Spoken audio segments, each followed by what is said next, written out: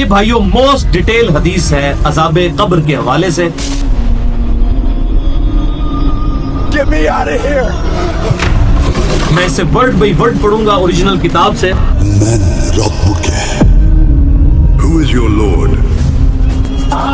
Get me out of here! اللہ تعالیٰ فرماتا ہے اس کے لیے جہنمی بچھونا بچھا دو, جہنم کی طرف ایک دروازہ کھول دو, وہاں سے گرمی اور گرم ہوا اس کی قبر میں آتی رہے گی. اس کی قبر کو اس قدر تنگ کر دیا جائے گا کہ اس کی پسلیاں ایک دوسرے کے اندر داخل ہو جائیں گی, اور ایک قبیح چہرے والا شخص قبیح لباس میں انتہائی بدبودار حالت میں اس کے پاس آئے گا اور اسے کہے گا تمہیں ایسی چیزوں کی بشارت ہو جو تمہیں غمزدہ کر دے, یہ تیرا وہ دن ہے جس کا تجھ سے وعدہ تھا. وہ پوچھے گا تو کون ہے, تیرے چہرے سے تو خیر کی توقع نظر نہیں آتی. وہ جواب دے گا میں تیرا خبیث عمل ہوں جو تو دنیا میں کیا کرتا.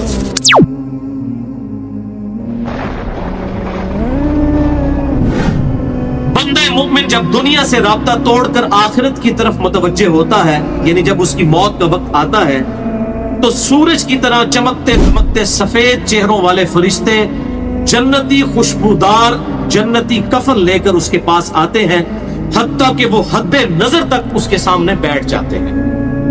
پھر ملک الموت تشریف لاتے ہیں, حتیٰ کہ وہ اس کے سر کے پاس بیٹھ جاتے ہیں. اچھا, قرآن میں ملک الموت کا نام آیا ہے سورہ سجدہ کے اندر, احادیث کے اندر بھی.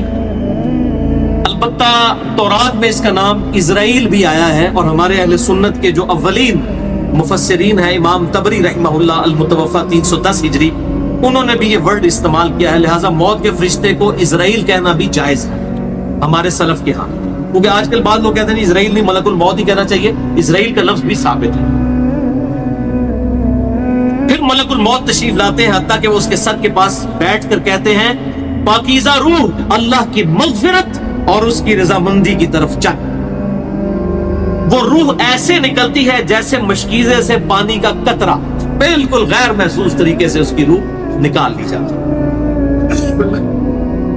اور جب ملک الموت اس کی روح نکالتے ہیں تو باقی فرشتے اسے آنکھ جھپکنے کے برابر بھی ملک الموت کے پاس نہیں رہنے دیتے, بلکہ اسے فوراً اس کے کفن اور اس خوشبو میں لپیٹ دیتے ہیں جو جنت سے لائی ہوتی ہے. پھر اس کی روح کو لے کر بلند ہوتے ہیں, اور فرشتوں کی جس جماعت کے پاس سے وہ گزرتے ہیں تو فرشتے پوچھتے ہیں کہ یہ کیسی خوشبو ہے, تو وہ اس کے دنیا کے ناموں میں سے بہترین نام لے کر بتاتے ہیں کہ یہ فلاں بن فلاں کی روح ہے. حتیٰ کہ وہ اسے آسمان دنیا تک لے پہنچتے ہیں اور اس کے لیے دروازے کھولنے کی اجازت طلب کرتے ہیں, تو جنت کے جو آسمانوں کے دروازے ہیں اس کے لیے کھول دیے جاتے ہیں. پھر ہر آسمان کے مقرب فرشتے اگلے آسمان تک اسے پروٹوکول دیتے ہوئے اس روح کے ساتھ جاتے ہیں, حتیٰ کہ اسے 7ویں آسمان تک پہنچا دیا جاتا ہے. تو اللہ تعالیٰ فرماتا ہے میرے بندے کا نامہ اعمال علیین میں لکھ دو, جو سورۃ المطففین میں آیا ہے. علیین اور سجین یہ دو مقامات ہیں. ایمان والوں کی روحیں جو ہیں علیین میں ان کا نامہ اعمال لکھا جاتا ہے, اور جو منافقین ہیں مجرم ہیں سجین میں لکھا جاتا ہے. سورۃ المطففین سورت نمبر 83 ہے, پارہ نمبر 30 کے اندر. اور اسے واپس دنیا کی طرف لے جاؤ, کیونکہ میں نے انہیں اسی دنیا سے پیدا کیا اور اسی میں انہیں لوٹاؤں گا, اور پھر دوبارہ اسی سے نکالوں گا. پھر اس کی روح اس کے جسم کی طرف لوٹا دی جاتی ہے. لیکن یہ لوٹنا دنیا کا سا لوٹنا نہیں ہوگا, یعنی وہ لوٹنے کے بعد یہ نہیں ہے کہ مردہ قبر میں کوئی بیٹھ جائے گا ہمیں نظر آئے گا. یہ سب کچھ برزخی معاملات ہوں گے جو میں نے پچھلی دفعہ ڈسکس کیے تھے سورہ فاطر کی آیت نمبر 42 کے تحت, کہ نیند کی حالت میں بھی انسان کی روح قبض ہوتی ہے, لیکن اس کو چٹکی کاٹے تو وہ جاگ اٹھتا ہے. روح کا تعلق بھی رہتا ہے اس حالت میں بالکل اس طریقے سے. یہ ایک ڈیفرنٹ لائف ہے, برزخی لائف. پھر دو فرشتے اس کے پاس آتے ہیں, یعنی اس کی قبر میں, اسے بٹھا کر پوچھتے ہیں. اب یہ وہ 4 سوال یہاں پر آ رہے ہیں اس ڈیٹیل حدیث میں. پہلا سوال کرتے ہیں تیرا رب کون ہے, من ربک. وہ کہتا ہے ربی اللہ, میرا رب اللہ ہے. دوسرا سوال پوچھتے ہیں تیرا دین کیا ہے, ما دینوں کا, تیرا دین کیا ہے, تو وہ کہتا ہے میرا دین اسلام ہے. پھر پوچھتے ہیں کہ وہ آدمی جو تم میں مبعوث کیے گئے وہ کون ہے. یہاں پر وہ ڈیٹیل آئی, الذی بعث فیکم, وہ شخص جو تم میں مبعوث کیا گیا تھا وہ کون تھا. تو یہ جو کہتے ہیں نا قبر میں آپ صلی اللہ علیہ وسلم آ جاتے ہیں، تو یہ کسی حدیث میں بھی نہیں ہے. اس میں ڈیٹیل آ گئی کہ اس سے پوچھا جاتا ہے جو شخص تم میں پیغمبر بنا کر بھیجا گیا وہ کون تھا؟ تو وہ کہتا ہے ہوا محمد رسول اللہ، وہ اللہ کے رسول محمد صلی اللہ علیہ وسلم. مسئلہ حاضر و ناظر میرا ریکارڈ ہے، مسئلہ نمبر 7، جس میں میں نے یہ تمام شبہات کلیئر کی. یہ 3 سوالوں کے بعد اچھا جامعہ ترمذی میں ایک حدیث ہے 3120، اس میں الفاظ ہیں کہ وہ پوچھتے ہیں من نبیو کا، تیرا نبی کون ہے؟ اس میں تو ہے نا کہ اس شخص کے بارے میں تیرا کیا عقیدہ ہے، اس میں من نبیو کا الفاظ ہے جامعہ ترمذی 3120. اچھا اللہ کا شکر ہے کہ یہ نہیں پوچھتے تیرا فرقہ کون سا ہے، تو کس امام کی تقلید کرتا تھا، کیڑی مسیدی تو نماز پڑھتا سا ہے. دیکھ لو کوئی چیز، تیرا رب کون ہے، تیرا دین اور نبی صلی اللہ علیہ وسلم. تو دنیا میں بھی ہم یہی کہتے ہیں اللہ رسول قرآن، یہی بات. تو قبر کے اندر جا کر بھی یہی سوال. اب وہ جب 3 سوالوں کے جواب دیتا ہے تو فرشتے 4تھا سوال اس سے پوچھتے ہیں، جو میں نے قبر کا 4تھا سوال، مسئلہ نمبر 78. تمہیں کیسے پتا چلا، ان 3 سوالوں کے جواب تمہیں کیسے آئے؟ وہ کہتا ہے میں نے اللہ کی کتاب پڑھی تھی، میں اس کتاب پر ایمان لایا اور میں نے اس کے حق ہونے کی تصدیق. اللہ کی کتاب پڑھی ہوگی تو تصدیق کرے گا نا. اگر سنا کے سنی ہوگا تو کیا تصدیق کرے گا؟ ہاں پڑھا کے سنی ہوگا تو تصدیق کر دے گا.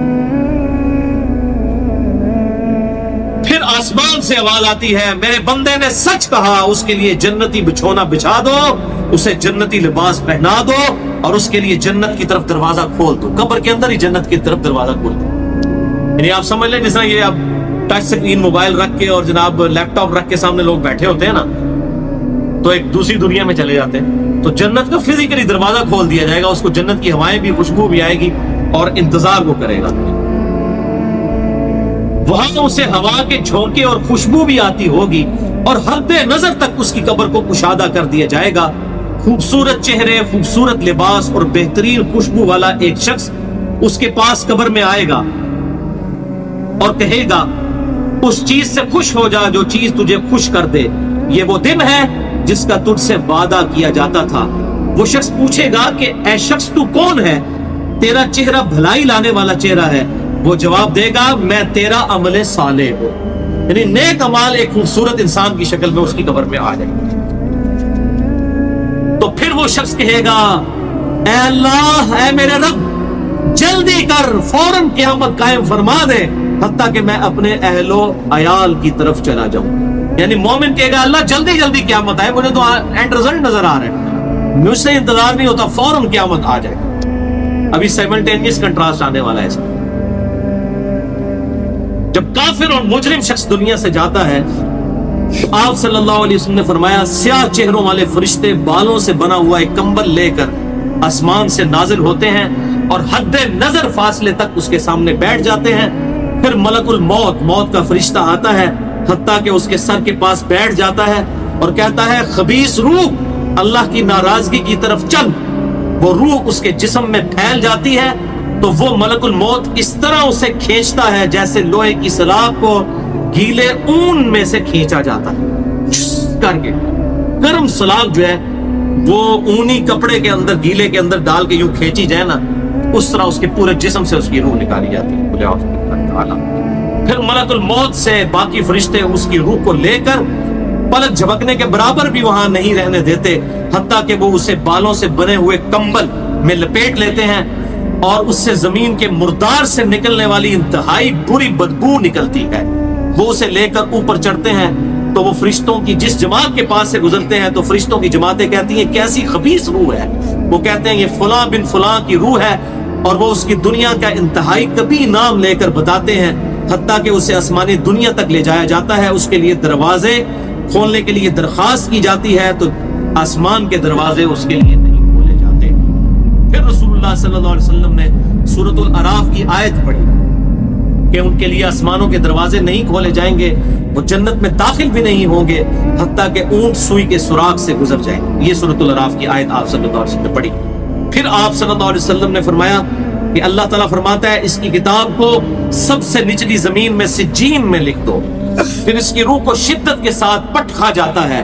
پھر آپ صلی اللہ علیہ وسلم نے یہ آیت تلاوت فرمائی سورہ الحج کی، جو شخص اللہ کے ساتھ شرک کرتا ہے گویا وہ آسمان سے گر پڑا تو آپ پرندے اسے اچک کر لے جائیں یا کسی دور جگہ پر پھینک دیں۔ پھر اس کی روح اس کے جسم میں لوٹا دی جاتی ہے اور دو فرشتے اس کے پاس آ کر اس سے پوچھتے ہیں تیرا رب کون؟ اب اس سے بھی سوال ہوتا ہے۔ وہ حیرت زدہ ہو کر کہتا ہے ہائے افسوس، ہائے افسوس، میں نہیں جانتا، میں نہیں جانتا۔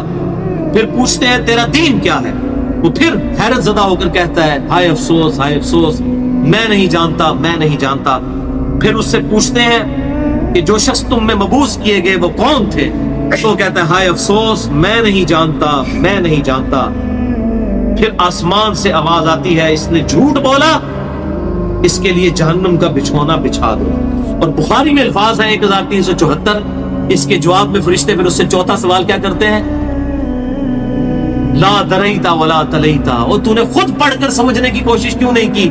یا جو لوگ سمجھے ہوئے لوگ تھے، کتاب و سنت کے منہج پر چلنے والے لوگ تھے، ان کے ساتھ تو کیوں نہیں چلا؟ اللہ تعالیٰ فرماتا ہے اس کے لیے جہنمی بچھونا بچھا دو، جہنم کی طرف ایک دروازہ کھول دو، وہاں سے گرمی اور گرم ہوا اس کی قبر میں آتی رہے گی۔ اس کی قبر کو اس قدر تنگ کر دیا جائے گا کہ اس کی پسلیاں ایک دوسرے کے اندر داخل ہو جائیں گی، اور ایک قبیح چہرے والا شخص قبیح لباس میں انتہائی بدبودار حالت میں اس کے پاس آئے گا اور اسے کہے گا تمہیں ایسی چیزوں کی بشارت ہو جو تمہیں غمزدہ کر دیں، یہ تیرا وہ دن ہے جس کا تجھ سے وعدہ تھا۔ وہ پوچھے گا تو کون ہے؟ تیرے چہرے سے تو خیر کی توقع نظر نہیں آتی۔ وہ جواب دے گا میں تیرا خبیث عمل ہوں جو تو دنیا میں کیا کرتا تھا۔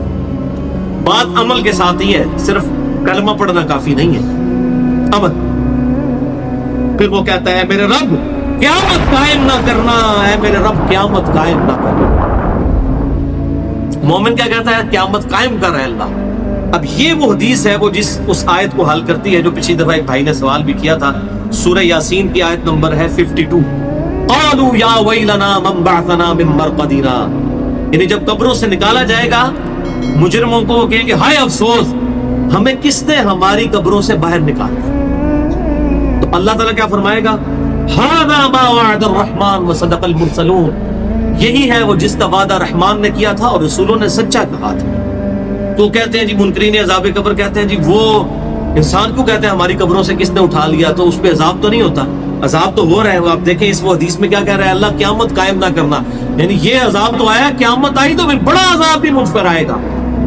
تو اسی لیے وہ حیرت زدہ ہوگا قیامت والے دن، کیا میرے اوپر اگلی مصیبت آ گئی، عذاب کی چوتھی اور فائنل قسط بھی میرے پر آنے والی۔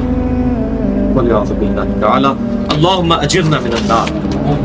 11ویں حدیث سنن نسائی میں 1834، مشکات میں 1629۔ ابو ہریرہ رضی اللہ تعالیٰ عنہ کہتے ہیں آپ صلی اللہ علیہ وسلم نے فرمایا جب مؤمن شخص کی موت کا وقت آتا ہے تو رحمت کے فرشتے سفید ریشم لے کر آتے ہیں اور کہتے ہیں راضی ہونے والی پسندیدہ روح نکل، اللہ کی راحت اور رزق کی طرف چل، رب تجھ پر ناراض نہیں۔ تو وہ بہترین کستوری کی خوشبو کی طرح نکلتی ہے، حتیٰ کہ وہ ایک دوسرے سے اسے لے کر اس طرح کرتے کرتے آسمان کے دروازوں تک پہنچ جاتے ہیں۔ تو وہ کہتے ہیں زمین سے یہ کیسی پاکیزہ خوشبو تمہارے پاس آئی ہے، وہ اسے مومنوں کی روح کے پاس لے جاتے ہیں، یعنی نیک آدمی کی روح کو، جو پہلے مومن مر چکے ہیں ان کی روحوں کے پاس۔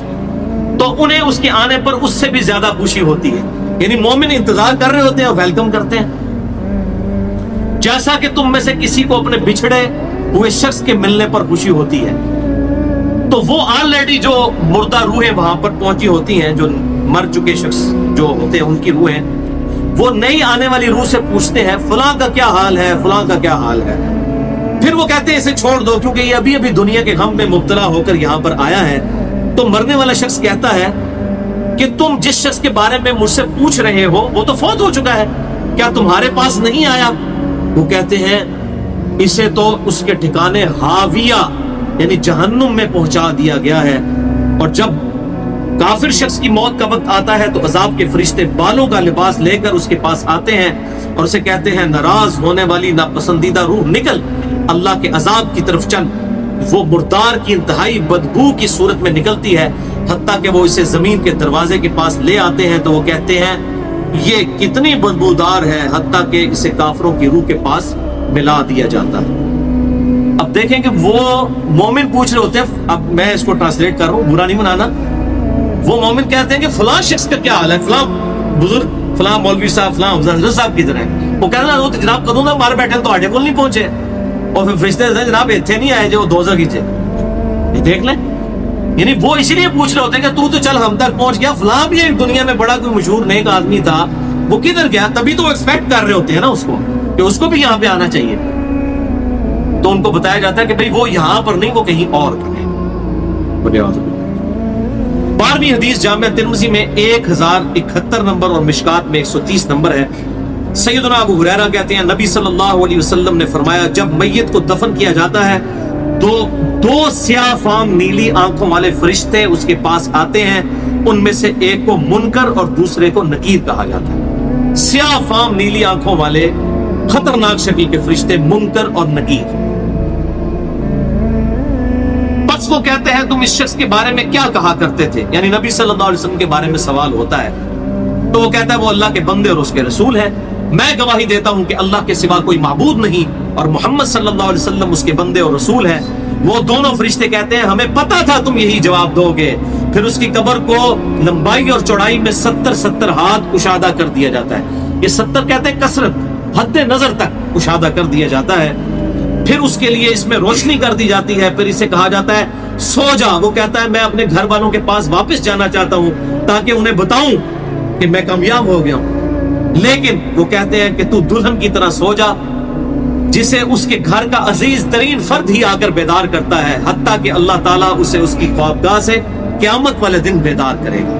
یعنی اسے لٹا دیا جائے گا، پھر اس پہ وہ کیفیت وہ جنت والی تاری رہے گی، پھر الٹیمیٹلی اللہ تعالیٰ اسے دوبارہ سے زندہ کرے گا.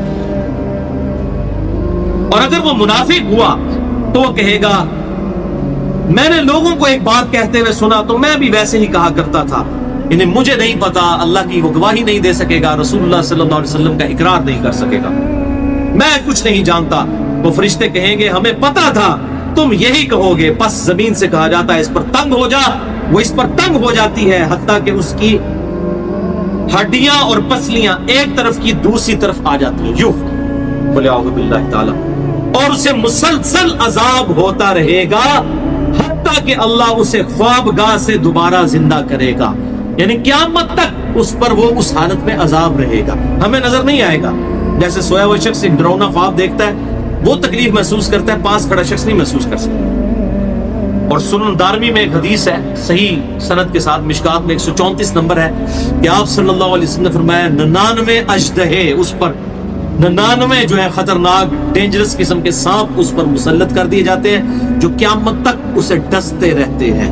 اور وہ اتنے خطرناک اژدہے ہیں، آپ صلی اللہ علیہ وسلم نے فرمایا کہ اگر ان میں سے کوئی ایک بھی دنیا پر اپنی پھنکار پھینک دے تو دنیا کی زمین کبھی سبزہ نہ ہوگا. ایسا زہر ہے ان کے اندر. اللہم اجرنا من النار، اللہم اجرنا من النار. یہ بھائیو عذاب قبر کیمرے سے نہیں دیکھا جا سکتا، یہ اللہ تعالیٰ نے پردہ رکھا. 13ویں حدیث جامع ترمذی میں 2308، سنن ابن ماجہ میں 4267، مشکات میں 132. سیدنا عثمان غنی رضی اللہ تعالیٰ عنہ جب بھی کسی قبر کے پاس سے گزرتے تو اتنا روتے کہ ان کی داڑھی تر ہو جایا کرتی. ساتھیوں نے پوچھا حضرت جب دوزخ کا ذکر کرتے ہیں اس وقت تو آپ کی آنکھوں میں آنسو نہیں آتے، لیکن قبرستان آ کر آپ پر ایسی حالت کیوں طاری ہو جاتی ہے؟ تو سیدنا عثمان نے فرمایا کہ میں نے اپنے محبوب صلی اللہ علیہ وسلم سے سنا کہ بے شک قبر آخرت کی منزلوں میں سے پہلی منزل ہے، جو اس میں بچ گیا اگلی منزلیں اس کے لیے آسان ہوتی چلی جائیں گی، اور جسے یہاں پر مشکل درپیش ہوئی اس کی اگلی منزلیں اس سے بھی مشکل در مشکل ہوتی چلی جائیں گی. پھر آپ صلی اللہ علیہ وسلم نے فرمایا میں نے قبر سے زیادہ سخت اور برا منظر کبھی نہیں دیکھا. تو یہ حضرت عثمان غنی رضی اللہ تعالیٰ عنہ کی وہاں پر یہ حالت ہوتی ہے. اور اس پہ کیا الفاظ ہے؟ قبر آخرت کی منزلوں میں سے پہلی منزل ہے. لہذا یہ پرفیکٹ دعا ہے، اللہم ربنا آتنا فی الدنیا حسنہ وفی الآخرۃ حسنہ وقنا عذاب النار. یہ مولویوں نے جو اپنے بیچ میں جو ہے وہ انجینئرنگ کرنے کی کوشش کی ہے، وقنا عذاب القبری، وقنا عذاب الحشری، یہ جو بدعت داخل کی ہے اس کی ضرورت ہی نہیں ہے، کیونکہ عذاب قبر بھی اس میں داخل ہے. اس میں الفاظ آپ نے دیکھ لیے کیا ہے، قبر آخرت کی منزلوں میں سے پہلی منزل. تو وقنا عذاب القبری وقنا عذاب الحشری کہنے کی ضرورت ہی نہیں ہے. ربنا آتنا فی الدنیا حسنہ وفی الآخرۃ حسنۃ وقنا عذاب النار. تو اس سے یہ بھی بات پتہ چل گئی کہ قبرستان جانے کا مقصد ہے آخرت کی یاد، جو صحیح مسلم میں حدیث ہے 2259 کہ قبروں پہ جایا کرو تاکہ آخرت کی یاد آئے. تو سیدنا عثمان بھی دیکھیں قبرستان جا کر وہاں پر آخرت کی یاد کے لیے جایا کرتے تھے. اور یہ حقیقت بات ہے, قبرستان جانے سے ہی انسان کا قبلہ درست ہوتا ہے. اگر آپ کو ہماری ویڈیو اچھی لگی تو ہمارے چینل کو سبسکرائب ضرور کریں.